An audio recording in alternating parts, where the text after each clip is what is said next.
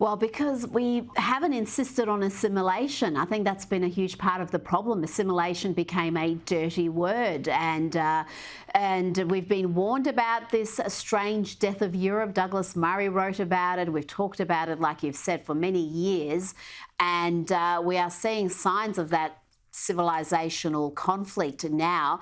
Now, one of these protesters in Ireland was asked why she was part of the rally. This is what she had to say.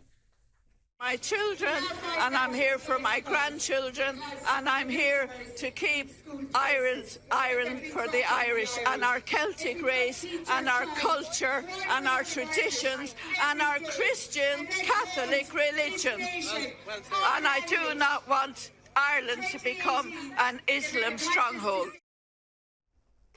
Ralph, you mentioned England's local elections. They were a bloodbath for the Tories, but Labor, though they did very well, not as well as they would have hoped with Muslim voters, demanding they be even more anti-Israel. We will not be silent. We will raise the voice of Gaza. We will raise the voice of Palestine. Allahu Akbar. I'm going to tell you something here. This is a clear message to Starmer. Bradford has rejected Labour. It's rejected Zionism. And this is a message to you, Nash Shah and Imran Hussein. We are coming for you in the general election. The Green Party has been a beneficiary of this backlash. They gained 74 seats, and one of those new representatives is Mohsen Ali. He was the one shouting Allahu Akbar in that clip. But let's see who the good people of Leeds have elected. This is what Ali had to say shortly after the October 7 attacks. So right at this very minute, Israel has launched one of the biggest attacks against the civilian population that we've seen for many years. Now, they're going to use the pretext of the fight back by Hamas fighters, or supposedly Hamas fighters, this morning. Now, remember the situation in Palestine, and especially the situation in Gaza. It's an open-air prison. It's the biggest concentration camp the world has ever seen. You'll see the Western media support Israel. You see Western propagandists on the media presenting some kind of victim narrative. They're not victims, they're occupiers, they're colonialists, they're European colonialists. It's one of the last European colonies in the world, and that's why the European people don't want to let it go. They use the weapon of anti-Semitism so effectively that anyone who criticizes Israel is labeled an anti-Semitic. Ralph, the Telegraph in the UK notes that perhaps Muslim voters are voting on different issues than the rest of the electorate with some of these results. What's your take on what we've seen in recent days? Well, let me say one thing. I slightly disagree with you. I would argue that actually they have assimilated very well. Everything we saw in this video about this gentleman, he sounds precisely like every green activist I've talked to over the last 20 years.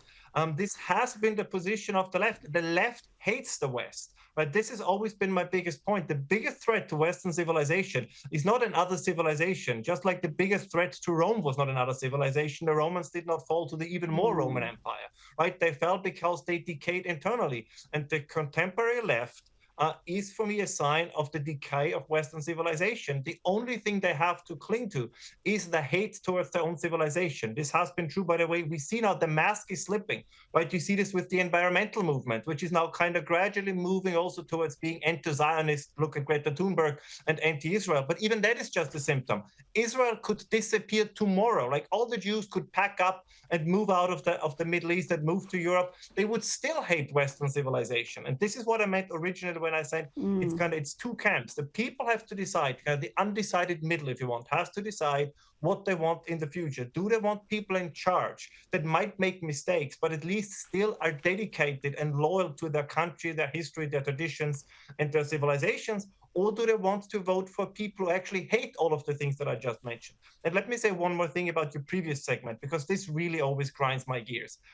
The Romans had a good saying, right? They held actors in the same esteem as prostitutes and criminals. And I think we should take a page out of the book. I'm so sick by all these Democrats and leftists constantly walking around with some, worn down, old or new Hollywood celebrities. I mean, how old is Mark Hamill? He's like in his early 70s. I mean, Star Wars came out in the 60s. I mean, I know that Joe Biden is 270 years old, so probably in his eyes, he's a young guy. But this is entirely ridiculous. I don't care what Taylor Swift, although she actually is, held back quite a bit, or Robert De Niro, who's I think also 180 years old, have to say about politics. I don't care about what actors have to say, and I think this is something we should cherish more, how the Romans did it. I'm with you there, but I do appreciate the content they provide for Lefties Losing It, because without them, I would be just not have any content to bring you to mock. Now, you've written an excellent piece. This is a while back, but I was reminded of it this week, on Donald Trump and diplomacy, noting that despite the vitriol that Trump is subjected to, particularly in terms of his approach to foreign policy, he was actually hugely effective and successful in that arena. You wrote, the key rule of diplomacy is that it is most needed when dealing with one's rivals, not one's friends. Unfortunately, in the age of virtue signalling, this rule has been largely forgotten by Western rulers. And we're seeing the impact of that, Ralph. We're seeing such a weak Biden administration and all sorts of consequences from that weakness and uncertainty. And I think Donald Trump understood something about diplomacy very well. When you go into negotiations in public, you charm your opponent. Remember, he's the best friend of Kim Jong-un and he understands Putin. You're charming, you're nice to your opponent. And behind closed doors, that's when you run a hard bargain. And Joe Biden did it exactly the opposite, right? Joe Biden went out and said, the Saudi Arabians, they're a thug regime. Now, if you go into negotiations and you humiliate your potential negotiating partner in public, they will then drive a hard bargain with you behind closed doors, which is exactly what the Saudis, for example, did with the Biden administration. The kind of foreign policy as it was conducted by the Biden administration was the worst I have seen in my lifetime, which is probably not that long. And compared to Trump, it is a C administration or an F administration compared to an A administration. Now, I will grant Trump one thing. I don't think that he's the kind of, Metternich or Talleyrand strategist of the 19th century, but I think he intuitively grasps how to negotiate with if the other guy is the guy on the other side is a tough individual. Because don't forget, he was a real estate developer in New York. So say about the man what you want. That's where his strength is, negotiation. Yeah. Absolutely. Ralph Schoellhammer, thank you so much for your time this evening. Anytime, Rita.